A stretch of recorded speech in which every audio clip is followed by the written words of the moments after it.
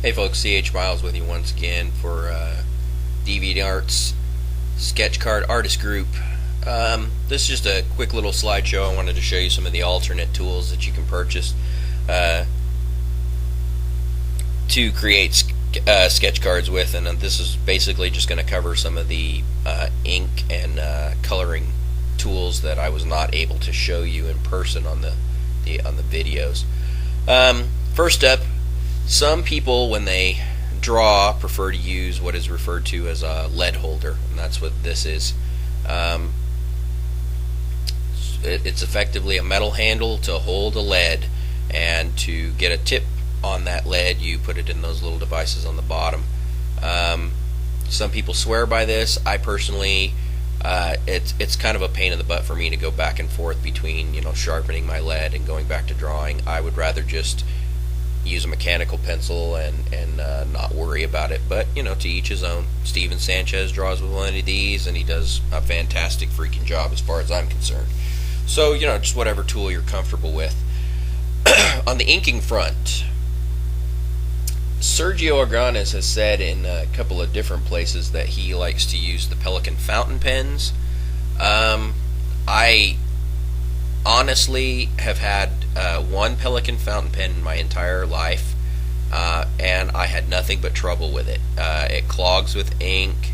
They're very high maintenance, very difficult to deal with, and the price just really doesn't make it worth it to me.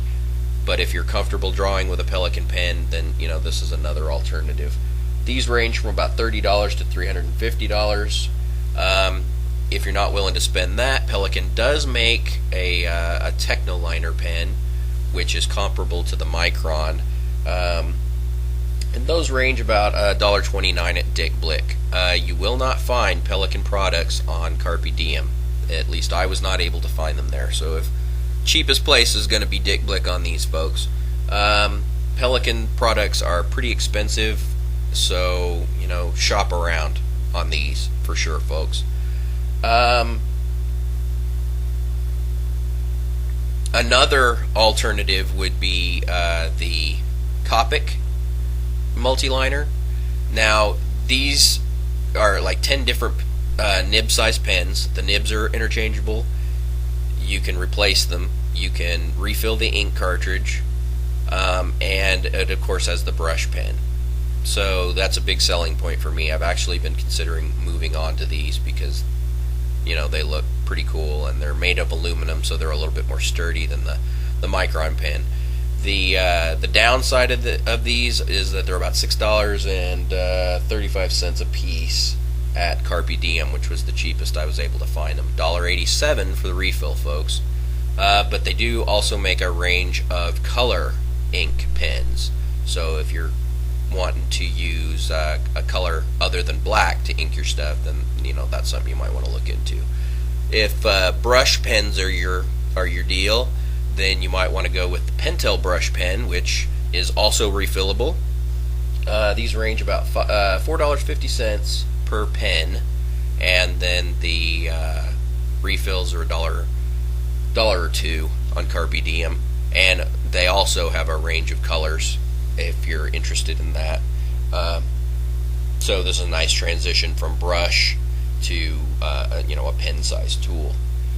One of the last things I want to go ahead and cover is what's referred to as a repeatograph, which is basically a fountain pen that is a technical pen as well. Now, I had the Kohinoor repeatographs. I had 2 or 3 of them, and I had nothing but trouble with them. They clog. You constantly have to shake them to keep the ink flowing, because as the ink dries out, you're tapping the tip on an alternate piece of paper or whatever. I really wouldn't recommend these, folks. If I were going to recommend them for anything, it would be to basically do the line work on your panels for comic book pages. Other than that, I really wouldn't recommend them. Although I will say that Rotring makes a repeatograph that has a cartridge and breathing system as one thing. You change them out, and it's not supposed to have the clogging problems that the Kohinoor repeatograph has. But you're going to pay about $23, $24 for the Rotring ones, and the Kohinoor ones are like from 17 to 20 bucks a piece. So pretty expensive, folks. I don't know if you really want to spend that kind of money. If you do, more power to you. But yeah, not my thing. Real quick, let me cover some of the alternate markers that we could use. I predominantly use Prismacolor and Copic, but there are the chart pack markers, which for all intents and purposes are a Prismacolor with just the chisel tip. Once these are run out of ink, folks, that's it. They're out of ink. Relatively cheap, 130 colors, about $1.85 per marker at Carpe Diem. They do sell them in sets. I don't like giving up the fine tip, but I can't complain about the color coverage, and I think they're a good marker if you're not concerned with the fine tip. Another marker, the Tombow dual-ended markers. These are cool for sketch cards. I would not recommend them for anything larger than that because I don't get very good ink coverage out of the ones that I have. I basically use these for shading here and there when they have a color that I can't find anywhere else. About 90 colors or so, $1.65 per marker, but like I said, they streak on larger pieces of work. So, entirely up to you. The last one I want to cover is what are referred to as tri-art markers, which are made in Japan, like the Copic markers. These are refillable. They're a little smaller, and they have a tip that snaps on that makes one of the ends a fine tip marker. $2.49 a marker. They do come in sets. About $2.45 for the refills, and you can refill a marker about 5 times with the refill. My opinion is they're kind of small, and if you're gonna go this route, you might as well just spend the extra money and get the Copics. As near as I can tell, the colors are pretty close to the same. I have a friend that uses these pretty frequently, and he's constantly complaining. The marker reservoir is a lot smaller. It's like half the size of a Copic or a Prismacolor. So you tend to use the ink up a little bit faster. On sketch cards, I don't think that would be much of an issue, but on something larger, it's kind of a pain in the butt. So, just a couple of alternate tools that you can use there, folks.